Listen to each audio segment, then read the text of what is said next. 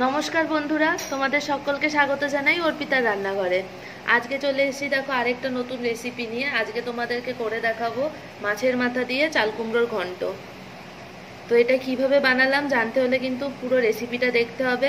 ভিডিওটা ভালো লাগলে ভিডিওটাকে লাইক করো, শেয়ার করো, আমার চ্যানেলটাকে অবশ্যই সাবস্ক্রাইব করে দিও আর পাশে থাকা বেল আইকনটা অন করে দিও যাতে তোমরা আমার সব ভিডিওর নোটিফিকেশন পেয়ে যাও।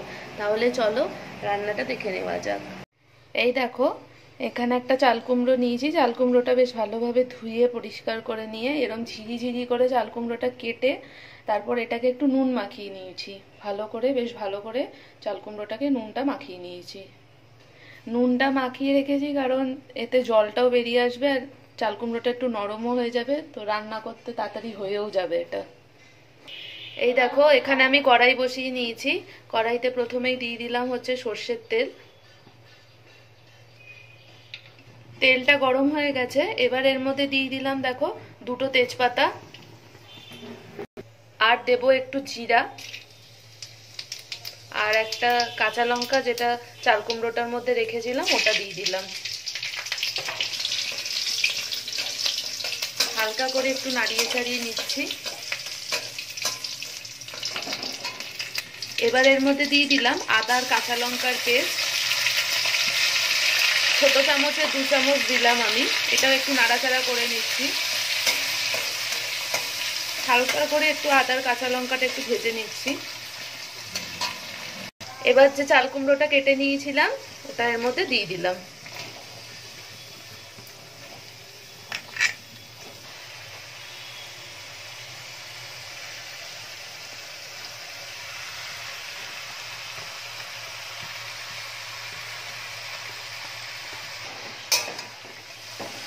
এবার ভালো করে চাল কুমড়োটা দেখো একটু নাড়িয়ে চাড়িয়ে নিচ্ছি।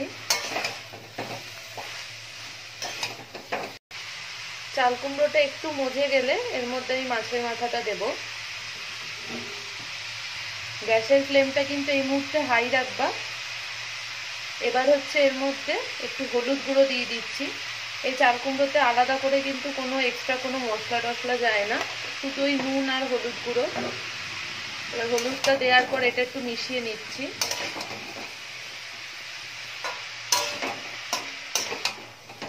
নুনটা যেহেতু আমি চাল কুমড়োতে মাখিয়ে রেখেছিলাম, তো এই পর্যায়ে আলাদা করে নুন ব্যবহার করছি না।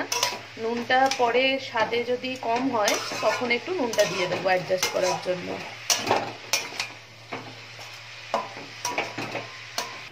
আর এইদিকে দেখো মাছের মাথাটা ভালোভাবে দেখো ভেজে সাইডে আলাদা করে রেখেছি।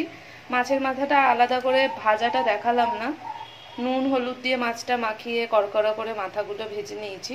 ওদিকে চাল কুমড়োটা একটু মজে গেলে তারপর মাছের মাথাটা দিয়ে দেবো। এদিকে গ্যাসের ফ্লেমটা বাড়িয়েই দেখো রেখেছি। চাল কুমড়োটা একটু যেহেতু নুন দিয়ে মাখানো জলটাও ছাড়বে, চাল কুমড়োটা মজে আসলে তারপর এর মধ্যে মাছের মাথাটা দেবো। তবে এটা অনবরত মাঝে মধ্যে নাড়াতে হবে যাতে নিচ থেকে কোনোভাবে ধরে না যায়।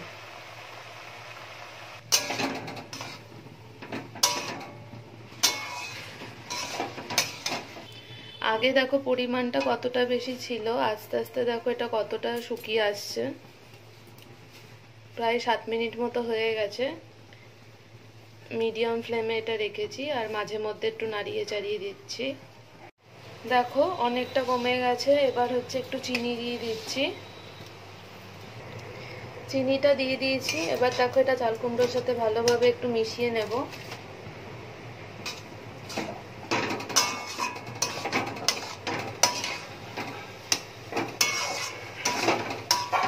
এবার এই পর্যায়ে এর মধ্যে ভেজে রাখা মাছের মাথাগুলোও দিয়ে দেব।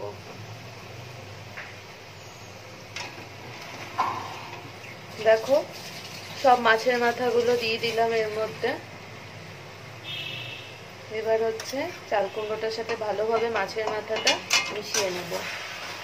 আস্তে আস্তেই দিলাম দেখো মাথাগুলো। এমনি মজতে মজতে দেখবা চাল কুমড়োর সাথে মাছের মাথাগুলো এমনিই ভেঙে যাবে।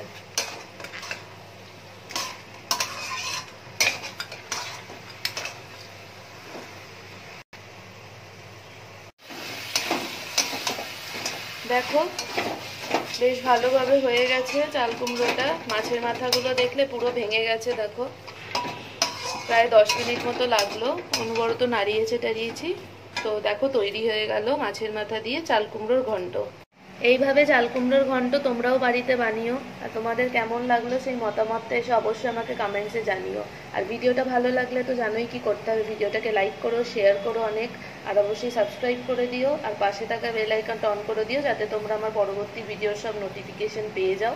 তাহলে আবার হাজির হব আরেকটা নতুন রান্না নিয়ে। সবাই ভালো থেকো, সুস্থ থেকো।